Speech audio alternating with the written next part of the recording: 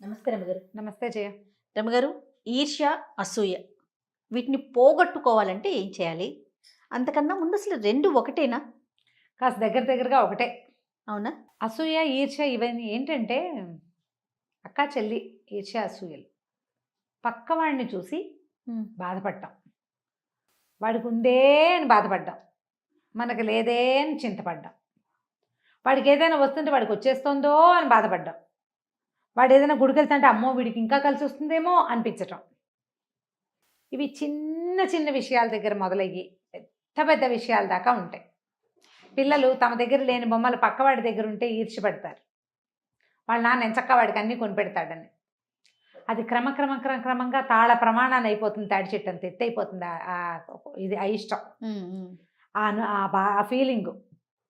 కొంతమంది వాళ్ళతో నాన్న చాలా ప్రేమగా ఉంటున్నాడు, మా నాన్న ఉండడు, అలా ఫీల్ అవుతారు. ఒక్కోళ్ళు వాడు తెల్లగా ఉన్నాడు, నేను రంగు తక్కువగా ఉన్నాను. లేకపోతే వాడికి మార్కులు వచ్చేస్తున్నాయి, నాకు రావట్లేదు. ఇప్పుడు తెలుపు నలుపుకి ఏం చేయలేం. వాళ్ళ నాన్న బాగా కొనిపెట్టడం, మన నాన్న కొనలేకపోవడానికి ఏం చేయలేం. వాడికి చదువు వస్తుంది, నాకు రావట్లేదు దగ్గర మనం కొంచెం ఆలోచించవచ్చు. వాడు తెల్లగా ఉన్నాడు, నేను నల్లగా ఉంటే ఏం చేస్తాము? అంతే కదా. వాళ్ళ అమ్మా నాన్న తెలుపు, వాళ్ళ ఇంట్లో అందరు తెల్లగా ఉన్నారు, అమ్మాయి తెల్లగా ఉంటుంది. మన ఇంట్లో కొంచెం అందరు రంగు తక్కువ, మనం కూడా కాస్త కలర్ తక్కువగా ఉంటాం. ఇలాంటి వాటికి పోలికలు పెట్టుకుని ఈర్ష్యపడి అసూయపడి కుళ్ళిపోతానని పెంచుకుంటే ఏమీ చేయలేకపోతాం. వాటికి ఏం చేయలేం. మనం ఏం చేయాలి? ఆ తెలుపుని జయించగలిగే ప్రజ్ఞ ఏదైనా మనం చూపించాలి. అసలు రంగుల మీదకి పోదు, తాత్కాలికమైన విషయం అది. రంగు, రూపు అవన్నీ చాలా తాత్కాలికమైనవి. ప్రజ్ఞ, మేధస్సు, మంచితనం శాశ్వతమైన లక్షణాలు. ఇప్పుడు స్వభావాల్లో మార్పులు సౌందర్యంలో మార్పులు ఏం చేస్తాం? ఇప్పుడు కొంచెం మనకు బ్యూటీ పార్లర్ అవి ఇవి అవకాశాలు అంటే అవి పైకి కనిపిస్తాయి రమ్మగారు, ఇవి పైకి కనిపించవు, మనతో పాటు ఉంటాయి. అదే కదండి. ఇప్పుడు మనకి తెలియని తనంతో అలాంటి ఊహలు వస్తాయి. చిన్నప్పుడు ఎక్స్ప్రెస్ చేస్తారు. అవును, ఎక్స్ప్రెస్ చేస్తారు. చిన్నపిల్లలప్పుడు తెలీదు, వీళ్ళంతా ఏమైనా అనుకుంటారని, తనను చెనబుచ్చుకోవాల్సి వస్తుందని అంత తెలియదు, అలా తెలియదు కదా. చిన్నప్పుడు ఎక్స్ప్రెస్ చేస్తారు. అమ్మ ఎందుకే తెల్లగా ఉంది, నేను ఎందుకే నల్లగా ఉన్నాను, అలా బాగా ఫీల్ అవుతారనమాట. ఆఖరికి కృష్ణుడు కథల్లో కూడా అలాంటివి చెప్తుంది. అన్నయ్య ఎందుకు తెల్లగా ఉన్నాడు, నేను ఎందుకు నల్లగా ఉన్నానని కృష్ణుడు అడిగాడని. కృష్ణయ్య అడిగాడని హిందీ వాళ్ళ కథల్లో బాగా కనపడతాయి. ఓకే ఓకే, అంతే. వాడు ఎందుకు, అన్నయ్య ఎందుకు తెల్లగా ఉన్నాడు, నేను ఎందుకు నల్లగా ఉన్నాను, పిల్లలకి అట్లాంటి ఊహలు వస్తాయి. అవును. అయితే అప్పుడు ఏం చెప్తుంది వాళ్ళమ్మ?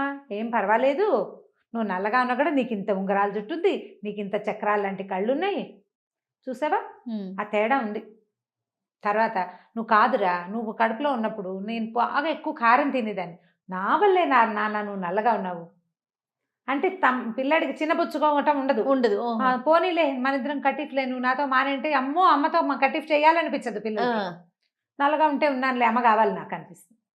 క్రమంగా దాని నుంచి తప్పించేస్తారు తెలివిగల తల్లులు. నలుపు తెలుపుల మీదకి పోనివ్వరు. కాస్త పెద్దవాళ్ళు అయ్యాక వీళ్ళ తాలూకు ప్రజ్ఞ, వీళ్ళ మార్కులు, వీళ్ళ చదువులు, వీళ్ళ ఆలోచనలు పెరిగిపోతాయి. స్వభావం దాన్ని డామినేట్ చేసేస్తుంది. మిగిలినవన్నీ పోతాయి. అవన్నీ ఒక దశలో ఉంటూ ఉంటాయి. ఆ దశలో వాళ్ళకి కలిగే ఈర్ష్యని తప్పించగలిగే తెలివితేటలు చుట్టుపక్కల ఉన్న సమాజంలో కానీ తల్లుల్లో కానీ ఉంటే చాలా సింపుల్గా పోతుంది. కొంతమంది ఎంత వయసు వచ్చినా ఈర్ష్యను దాచుకోలేరు. అవునండి. వీళ్ళకి పేరు వచ్చేస్తుందని, వాళ్ళు ముందుకెళ్ళిపోతున్నారని, లేకపోతే వాళ్ళు సంపాదించేసుకుంటున్నారని, వాళ్ళు గొప్పవాళ్ళు అయిపోయారని, వాళ్ళ కొడుకులు పుట్టారు, నా కూతుళ్ళు, అలాంటి పాయింట్లు కూడా ఉన్నాయి. వాళ్ళ అమ్మాయికి మంచి పెళ్లి సంబంధం వచ్చేసింది, మా అమ్మాయికి రాలేదని, వాళ్ళ పిల్లలు అమెరికా వెళ్ళిపోయారు, మా పిల్లలు వెళ్ళలేదని.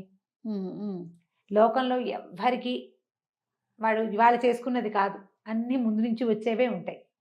అందుకని మన వాళ్ళు ఏమంటారు, ఏముందమ్మా ఏం చేస్తాము, పుణ్యం కొద్ది పురుషుడు దానం కొద్ది బిడ్డలు అని దీర్ఘం తీస్తారు.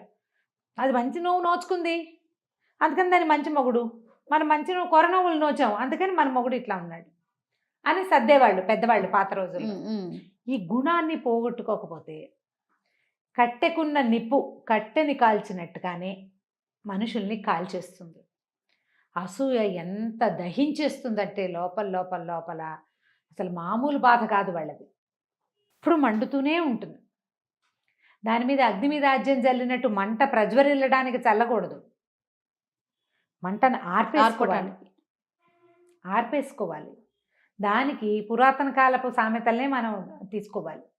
పిల్లలు ఇట్లా ఈర్ష్యపడే స్టేజ్లో చిన్న పొన్న సరదాగా కథలు చెప్పాలి.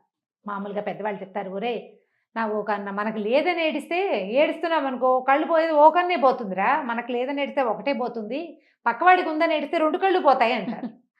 అంతేగా. చెప్పాలి, చెప్తూ ఉండాలి. బాగా చిన్నప్పుడు ఇలాంటి ధోరణి పిల్లల్లో బయటపడుతుంది. ఎంచక్కా వాడి దగ్గర అన్ని మంచి బొమ్మలున్నాయి, నా దగ్గర లేవు. అవును. అప్పుడు మనము కొనుక్కుందాంలే నాన్న, అలా ఏదో 2 మాటలు చెప్పటం. పిల్లలు దేన్ని చూసి ఈర్చిపడతారో అందులో సగమైనా మనం చేయటం. లేదా వాళ్ళు ఎక్కడి నుంచి చూసి అడుగుతున్నారో అక్కడికి వెళ్ళడానికి కట్ చేయటం. మొత్తానికి ఆ స్వభావాన్ని అయితే మార్చేయాలి మార్చుకోవాలి కదండి. మార్చుకోవాలి. లేకపోతే ఏమవుతుందంటే కొంతమంది బాగా నెగిటివ్గా తయారయ్యి చుట్టుపక్కల సమాజాన్ని ఇబ్బంది పెట్టే లక్షణాలు బయటపడతాయి వాళ్ళు. అవును అవును. వాళ్ళు అలాంటప్పుడు సొంత తమ్ముళ్ళని చెల్లెల్ని మోసం చేయడానికి కూడా రెడీగా తయారైపోతారు, ఉంటారు. అయిపోతారు. ఆ ఓర్చుకోలేని తనంతో సొంత వాళ్ళని కూడా ఓర్చుకోలేరు. అవును. పద్ధతి మార్పించుకోవాలి అంతే. అయితే మన మామూలుగా చిన్న చిన్న కథలు చెప్తుంటామా. ఒక ఊళ్ళో ఒక ధనవంతుడు, అంటే మరి పెద్ద ధనవంతుడు కాదు, ఒక మాదిరి ధనవంతుడు, ఒక సుమారైన పేదవాడు పక్కపక్క ఇళ్లలో ఉండేవాడు. ఈ పేద అతను, మేమిద్దరం ఒకే ఊరు వాళ్ళం, ఒకేసారి ఈ ఊరు వచ్చాము. వాడు వ్యాపారం మొదలుపెట్టి వ్యవసాయం వ్యాపారం 2 కలిపి చేసుకుని వాడి పైకి ఎక్కిపోయాడు. నాకు వ్యాపారపు తెలివితేటలు లేవు, నేను వ్యవసాయంతో నేను ఇలాగే బక్క రైతుగా ఉండిపోయానని అనేవాడు. ఏదో లేరా నాకు కలిసి వచ్చింది అనేవాడు ఇతను. కనపడ్డప్పుడు మాట్లాడుకునేవాడు. అయితే ఈ రోజు దినదినగండ 100 ఏళ్ళ ఆయుష్గా ఉన్నటువంటి బక్క పేద రైతుకి అతను ఏంటంటే చాలా కష్టపడితే ఏదో ఒక మాదిరిగా వచ్చేది. ఒక్కోళ్ళకి భలే అదృష్టం తిరిగిపోతుంది. 2 ఎకరాల పొలం వాళ్ళే మెల్లిగా జాగ్రత్తగా చేయటం వల్ల వాళ్ళ సమయం కలిసి వచ్చో, ఎక్కడి నుంచైనా 10 రూపాయలు కలిసే అవకాశం వచ్చో వీళ్ళు బాగా పెరుగుతారు. అవును. 2 యాడ్ అయ్యి మెల్లిగా 10-15 ఎకరాల ఆసాంలో అయిన వాళ్ళని చూస్తూనే ఉంటాం మనం. అతని విషయంలో అట్లా జరగల. ఆయనకు సంతానం ఎక్కువ, ఆ 2 ఎకరాలతోటే ఉన్నాడు. పక్కనున్న ఆయన అదే 2 ఎకరాలతో మొదలుపెట్టి ఏదో చిన్న వడ్ల వ్యాపారం మొదలుపెట్టి పని ఎక్కువ చేసి శ్రమపడి ఒక 15 ఎకరాల ఆసామి అయ్యాడు. అయితే కొంచెం సంపాదన పరుడు అయిన తర్వాత ఆ డబ్బులున్న ఆయనకి కొంచెం భగవత్ చింతన మొదలైంది. రోజు గుళ్ళోకి వెళ్ళేవాడు. వీళ్ళు ఏమనుకునేవాడు, ఈ పక్క రైతు అనుకునేవాడు, వీడు బాగా దేవుణ్ణి కాకపట్టి ఇంకా ఇంకా పెరిగేందుకు దోహదం అవుతుంది ఇది అనుకునేవాడు. ఆయన కాకపట్టడానికి కాదు, ఆయనలో ఆ భగవత్ చింతన చింతన వచ్చింది. వచ్చేసింది. వచ్చి రోజు వెళ్ళేవాడు. పోనీ నువ్వు వెళ్ళొచ్చు కదా. ఆహా. ఈయన వెళ్తే అబ్బో అక్కడ ఎడ్లు ఏమైపోతున్నాయో గేదెలు ఏమైపోతున్నాయో అనిపించేది. రోజు వెళ్ళడానికి నాకెక్కడ కుదురుతుంది, నాకు పని ఉంది, వాడికి వ్యాపారం కూడా ఉంది కాబట్టి అది దేవుడిని కాకపడడానికి వెళ్తున్నాడు. అతను గుడికి ఎందుకు వెళ్తున్నాడో నీకు అసలు అవగాహనే లేదు ఇతనికి. సరే ఇలా కొంతకాలం అయ్యాక ఇంట్లో వాళ్ళు ఎంతసేపు గుళ్ళోకి వెళ్తున్నామని ఏదో మాట్లాడాక నాకు తపస్సు చేసుకోవాలని ఉంది, నేను తపస్సు చేస్తానన్నాడు. వాళ్ళు ఈయన రోజు గుడికి వెళ్ళటము క్రమంగా దేవతార్చనలోకి వెళ్ళిపోయాడు కదా, ఊరుకున్నారు. పక్క రైతు కనిపించింది, అమ్మా వీడు తపస్సు కూడా చేశాడంటే ఈ 15 ఎకరాలు 150 ఎకరాలు అయిపోతాయి.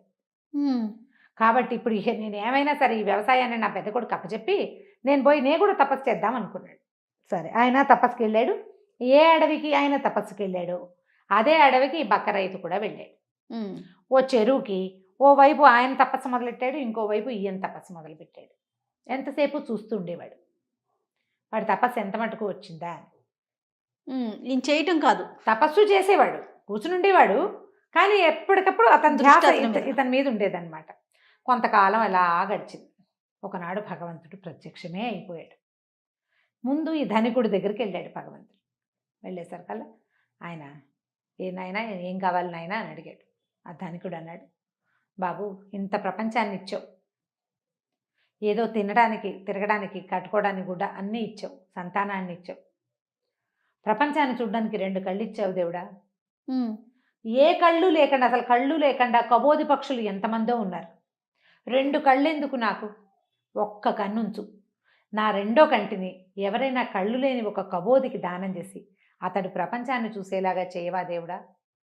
నేను నిన్ను కళ్ళుండి 2 కళ్ళతో చూసా, ఒక్క కంటితో కూడా ఇలాగే కనపడతావు నువ్వు, ఈ కంటిని ఇంకోటి ఎవరికైనా ఇచ్చేసి బా అని దండం పెట్టాడు. భగవంతుడు సంతోషించాడు. ఇంకేదో కావాలని కోరకుండా నీ తపస్సుకి నీకు 2 కళ్ళు లేకపోయినా కూడా నన్ను చూడగలుగుతావు, నీ కోరిక ప్రకారం నీది ఒక కన్ను ఇంకా కనపడదు, ఈ నేత్రాన్ని కబోది వాడు ఎవడైనా ఒకడికి ఇంకోటి ప్రార్థించిన వాడికి ఇస్తాను నేను, వాడి కోరిక మేరకి అని చెప్పాడు. సరే ఈయనకు ఒక్క కన్ను ఉంది. ఆయన మళ్ళీ భగవత్ ప్రార్థన చేసుకున్నాడు. అక్కడి నుంచి లేచి ఇంటికి వెళ్ళిపోయాడు. ఆయన వెళ్ళిపోవటం చూసిన పేద రైతు ఓ మనం కూడా ఇంకొంచెం గట్టిగా చేస్తే దేవుడు వస్తాడని అర్థమై బేగ తీసుకుని కూర్చున్నాడు. సరే, భగవంతుడు ప్రత్యక్షం అయ్యాడు ఈయనకు కూడా. ఏం కావాలి నాయన అని అడిగితే, చెరువుకి అవతల పక్కన ఉన్న నా స్నేహితుడు ఏం అడిగాడు, దానికి 2 ఇంతలు ఇవ్వు స్వామి, నాకు ఇంక ఏమీ వద్దు. వాడు 15 ఎకరాలని 150 చేయమని అడుగుంటాడు. 150ని 2 ఇంతలు చేస్తే ఎంత అవుతుంది? 300 అవుతుంది. 300 ఎకరాలు ఓ కొల్లలు 30 తరాల పాటు నా పిల్లలు కూర్చుని తిన్నా సరిపోతుంది అనుకున్నాడు. పక్కవాడు అడిగింది ఏమిటి? ఒక కన్ను. దానికి 2 ఇంతలంటే 2 కళ్ళు. కళ్ళు పోయినాయి. ఈయన నిర్ఘాంతపోయాడు రైతు. అయ్యో అయ్యో, నా కళ్ళు కనపట్లేదు దేవుడా, నిన్ను అత్యద్భుతమైన స్వరూపాన్ని చూశాను, ఇప్పుడు నా కళ్ళు కనిపించట్లేదంటే భగవంతుడు చెప్పాడు, నువ్వు చేసిన తపస్సు వల్ల నువ్వు నన్ను చూడగలిగావు. నీ కోరిక వల్ల నువ్వు ఏది చూడలేకుండా అయిపోయావు. నీకేది కావాలో నువ్వు అది అడగాలి, పక్కవాడికి ఏది ఉందో అది కాదు. నువ్వు ఏం చేసినా నీ కళ్ళు రావు.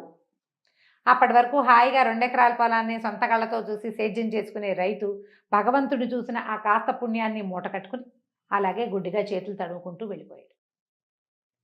వెళ్ళిపోయి కళ్ళు పోయినాయి. నీ కథంతా తెలిసిన ఆ మొదటి ధనవంతుడు ఆ ఇంట్లో ఉండి రోజు దైవ ప్రార్థన చేసేవాడు. పాపం బక్క రైతు, వాడికి ఏదీ లేదు, నా కన్నుని పోయిన నువ్వు తీసుకుని నా కన్నుని వాడికి ప్రసాదించు దేవుడా అని.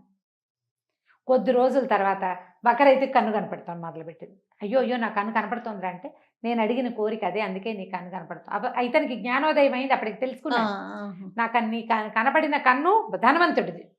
ఆ దెబ్బకి అతనిలో పూర్తిగా మార్పు వచ్చింది.